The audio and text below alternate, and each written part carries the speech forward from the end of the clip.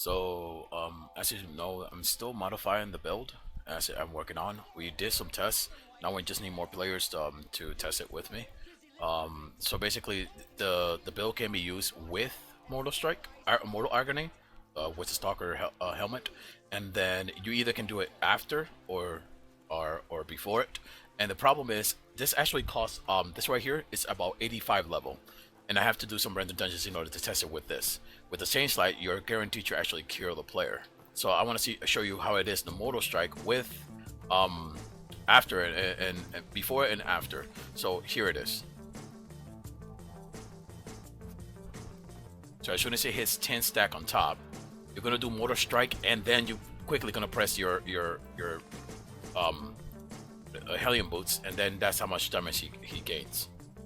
So, you know, if I were to like fire players over this and something like that, then later on Mortal Strike comes back and you can actually deal even more damage. But again, I don't have the that W on it. I only have a dash. So I feel like this is actually a little bit message to preservation because they have more armor, the player. But I have just tested it on players themselves, and I have brought them to have health.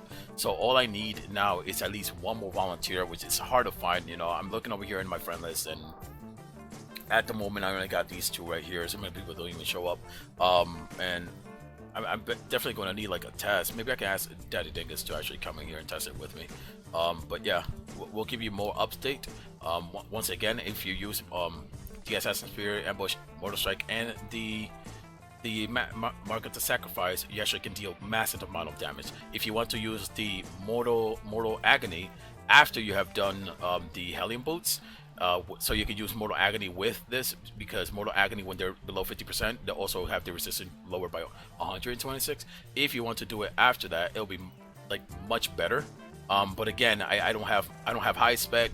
I actually am nerfed in here in this area.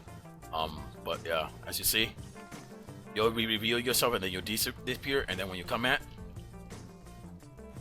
then you're like literally be able to actually finish them off. So again, I'm gonna actually test more of this, and then I'll keep everyone updated. Yoink. Hey guys, listen, I'm still working on the vid. I'm still working on this one. There has been some modification. So players have been asking me questions. Just literally recently just woke up, by the way. I actually went to sleep at 11 p.m. after being awake at 5 a.m. all the way to like literally 11 p.m.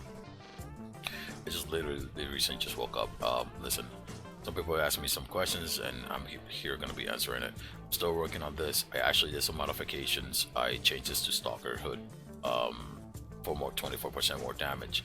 You can do it before or after the abilities. Like you can do the ability after all your combos, and then do Agony, the Mortal Agony, and then you can do like a Chain Strike after that for 24% plus 140 something reduced resistance. Or you can do that right after at the start, and you do massive damage. This is going to be the right video over here, but again, listen, let me tell you something ahead of time, which I'm going to be putting this video like right at the end of this one. If you want to do any combo with the Deathgiver, it should work with anything that nukes. The reason I say two Deathgivers is because you stay invisible after you do those, which allows you to walk away and then try to get your cooldowns back up again.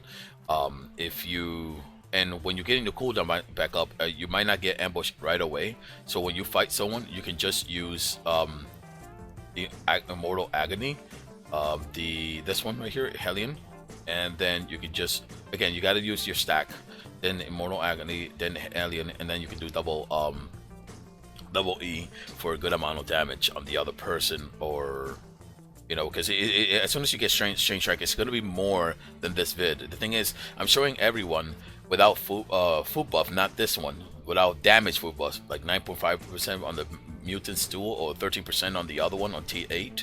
I'm showing them without the like, you can use a cloak for ability that does more damage from the E, or that throws lava under your feet. That could be something variation that you guys can work on if you want to, like, if you feel like you can do something better.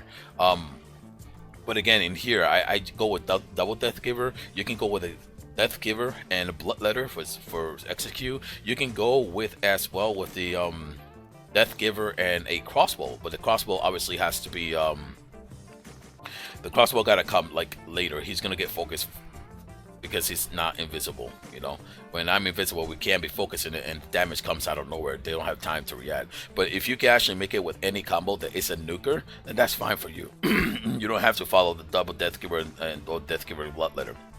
That's up to you. My advice is just to try everything out and mix and match and see what actually works for you. All right, guys, I'm actually going to put this video off so I can actually finish this one, because I have two videos. I have that one, and I always delete my videos over here when I finished, and then now I'm just gonna finish this one, delete this one over here so I can keep the desktop clean, and then upload it to YouTube. All right, let's actually close this up.